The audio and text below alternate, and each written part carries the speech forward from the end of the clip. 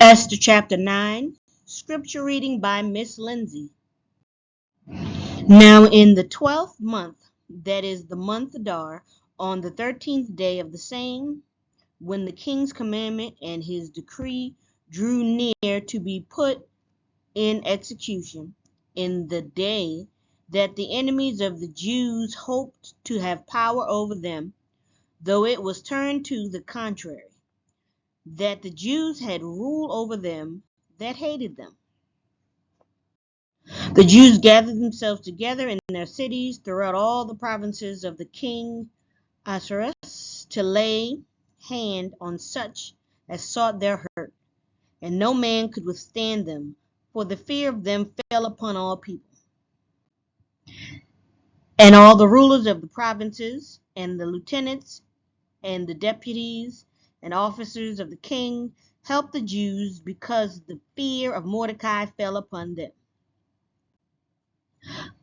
For Mordecai was great in the king's house, and his fame went out throughout all the provinces, for this man Mordecai waxed greater and greater. Thus the Jews smote all their enemies with the stroke of the sword, and slaughter and destruction, and did what they would unto those that hated them. And in Shushan the palace the Jews slew and destroyed 500 men. And Parshandatha, and Dalphon, and Aspatha, and Poratha, and Adlai, and Ardatha, and Parmashta, and Arasai, and Aradai, and Vajezatha. The 10 sons of Haman, the son of Hammedatha, the enemy of the Jews, slew they, but on the spoil laid they not their hand. On that day the number of those that were slain in Shushan in the palace was brought before the king.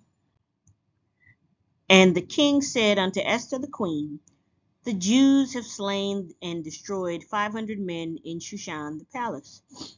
And the 10 sons of Haman, what have they done in the rest of the king's provinces? Now what is thy petition? And it shall be granted thee. Or what is thy request farther? And it shall be done. Then said Esther, if it please the king, let it be granted to the Jews which are in Shushan to do tomorrow, also according unto this day's decree, and let Haman's 10 sons be hanged upon the gallows. And the king commanded it so to be done, and the decree was given at Shushan, and they hanged Haman's 10 sons. For the Jews that were in Shushan gathered themselves together on the 14th day, also of the month Adar, and slew 300 men at Shushan, but on the prey they laid not their hand.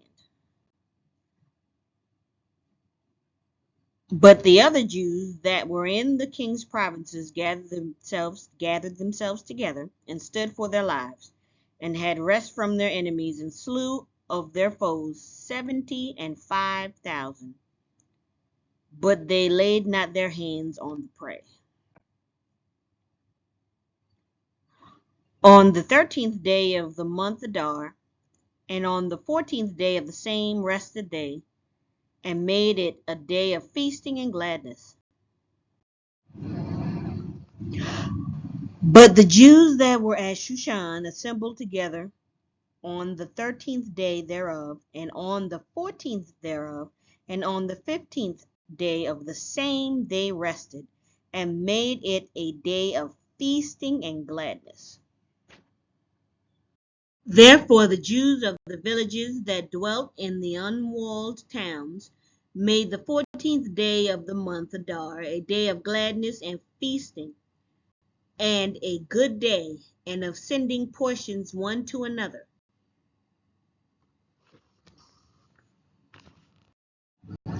And Mordecai wrote these things, and sent letters unto all the Jews that were in all the provinces of the king Ahasuerus, both nigh and far, to establish this among them, that they should keep the 14th day of the month Adar, and the 15th day of the same yearly, as the days wherein the Jews rested from their enemies, and the month which they turned unto them from sorrow to joy, and from mourning into a good day, that they should make them days of feasting and joy, and of sending portions one to another, and gifts to the poor. And the Jews undertook to do as they had begun, and as Mordecai had written unto them. Because Haman the son of Hammedatha, the Agagite, the enemy of all the Jews, had devised against the Jews to destroy them, and had cast Pur, that is, the lot, to consume them and to destroy them. But when Esther came before the king, he commanded by letters that his wicked device, which he devised against the Jews, should return upon his own head, and that he and his sons should be hanged on the gallows. Wherefore they called these days Purim, after the name of Pur. Therefore all the words of this letter, and of that which they had seen concerning this matter, and which had come unto them, the Jews ordained, and took upon them, and upon their seed, and upon all such as joined themselves unto them, so as it should not fail, that they would keep these 2 days according to their writing, and according to their appointed time every year. And that these days should be remembered and kept throughout every generation, every family, every province, every city, and that these days of Purim should not fail from among the Jews, nor the memorial of them perish from their seed.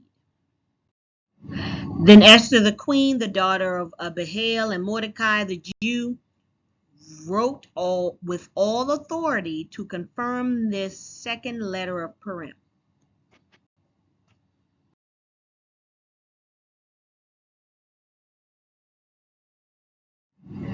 To confirm these days of Purim in their times appointed, according as Mordecai the Jew and Esther the queen had enjoined them, and as they had decreed for themselves and for their seed the matters of the fasting and their cry.